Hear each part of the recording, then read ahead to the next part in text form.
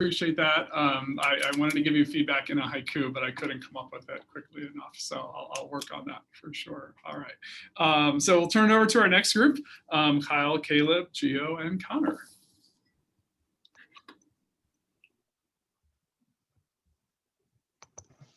Hey everyone, I'm Kyle. I'm Gio. I'm Caleb. I'm Connor. And we are DU Career Connects in conjunction with Denver Public Schools Career Connects program. So the issue that we addressed with our CCI project is the inequity in STEM. The racial inequity in terms of access to engineering and technology is very present, especially in Denver.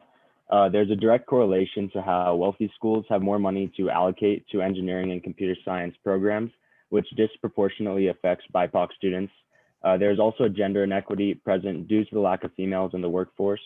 Female students don't have many roles to look up to. And knowing that our CCI group is made up of all males, we wanted to make sure that we included this gender equality in our project. And currently we are working to create a connection with SWE, which stands for the Society of Women Engineers here at DU, in order to promote this idea and create sustainability for our project. After unanimous advice from our stakeholders and taking into account the tools for framing ideas from the Corral book, using step 2, analyzing community problems, we decided to focus on technology and engineering because states, districts, and schools don't generally require one of the two. As I touched on earlier, schools located in lower income areas often don't have the ability to introduce engineering and technology programs into their curriculum. And in the US, these lower income areas are often made up of BIPOC students, meaning that there's a lack of exposure to technology and engineering subjects directly affecting those minority students. Jobs in those engineering and technology fields on average also pay more, additionally contributing to the lack of opportunity for these students to achieve those higher paying jobs. From one of our stakeholder meetings, we met with Dr. Scott Lieutenant, a computer science professor here at DU, and he explained to us how school systems don't invest the money fairly across school districts, creating that gap and inequality across the different communities. And schools located in higher socioeconomic neighborhoods often have more asking power when getting money from the school district, directly affecting those programs, specifically technology and engineering in those schools.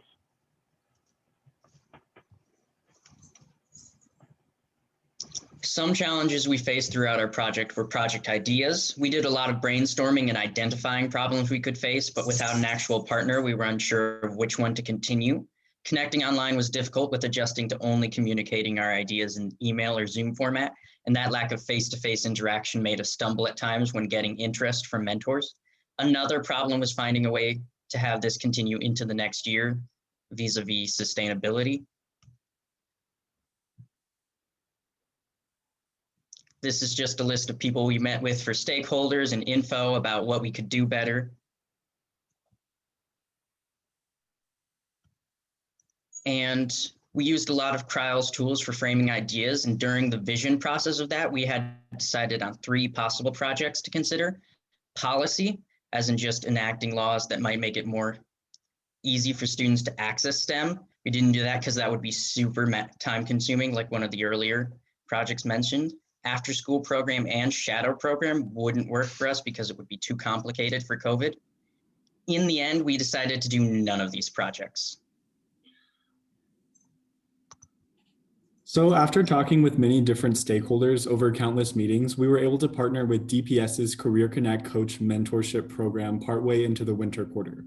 This program for 2 to 3 hours a month pairs students from certain affinity groups and backgrounds with students in Denver public school system. These mentors will help provide equity for those trying to get into STEM fields because they will level the playing field for those who have a mentor or parent already in their life, giving necessary help and information and exposure to those wanting to get into computer science and engineering. And that's precisely why we chose this partner, because we believe that they are the crucial first step in creating equity for those advancing in STEM careers in the future. Courtney Ward, who we're grateful for, is our contact at DPS's Career Connect Coach program. And after many meetings with her, we found a perfect way that we could help out. creating a previously non-existent connection with DU through DU's large community of possible mentors. This was the primary community asset that we identified. By connecting DU and DPS, we pulled diverse partners of the community together to discover opportunities and strengths and enhance them. Even though this project is very different from the three that we mentioned earlier that we began to think about last fall, we're very proud of what we've done, and we believe this project will be just as impactful to the current and future communities. So through connecting with multiple and diverse stakeholders, we were able to seek out mentors for our project from diverse groups in the computer science and engineering fields, including DU alumni and current faculty. We created 2 strong metrics for success for including the following Gantt chart we made for scheduling long-term and short-term project goals. And our other metric was that we were originally asked for as many mentors as we could under 10. And so far we've received positive, consistent interest from about 6 quality mentors. We ended up going quality over quantity for this project. We early on decided that we could ask undergrad students in STEM to mentor, but we decided that that would not be as beneficial for students. And this also ran contrary to what Career Connect program was searching for. So in short, these are the backgrounds of the 6 mentors that we found. We found very diverse fields that we were looking into and very quality mentors in computer science and engineering coming from a variety of career stages as well. So we've learned a lot during this process, and here's just 6 quick tidbits of what we've learned. Email is not fast and people are busy. So we really learned that during the COVID era, at least, coordinating anything usually takes a lot more time than expected unless you're super lucky. Systematic issues like inequity in STEM are multi-level and complex. There are many aspects where these inequities present themselves, so choosing how to attack the issue becomes super difficult. Consistent communication is super important as well for maintaining the relationships and partnerships that we create. And we could have been more consistent in finding new mentors and communicating with potential stakeholders. Small steps can have a super big impact. And it may look on the surface like we just found 6 mentors, but that's 6 new students that will have the exposure to the world of STEM. And that's just super big for us. Sustainability, especially for a new program, is already hard, but given the timeline, it's even harder. So there's some things that we wish we could have done better, starting off with sustainability. As we kept pushing to find more mentors, we pushed the idea of sustainability further and further. So after talking with Anthea Johnson, she's actually here in the audience tonight, it became super clear that we needed structure to create sustainability. She suggested that we either meet with an established organization or create our own. So over the past month, we've met with these organizations and we learned that we're going to have to continue our active role in this project into the next school year because new officers start their terms in the fall. So this creating structure now won't guarantee that that carries over into the next year as the new executive officers start in the fall. We also wish we could have created more diverse connections. By choosing to focus on computer science and engineering, we really limited the number of people that we could contact. And other aspects of STEM really do experience these issues in equality. So it is very possible that if had we included those other aspects of STEM, that we could have had a more broad and meaningful approach. Communication, we wish we could have done better.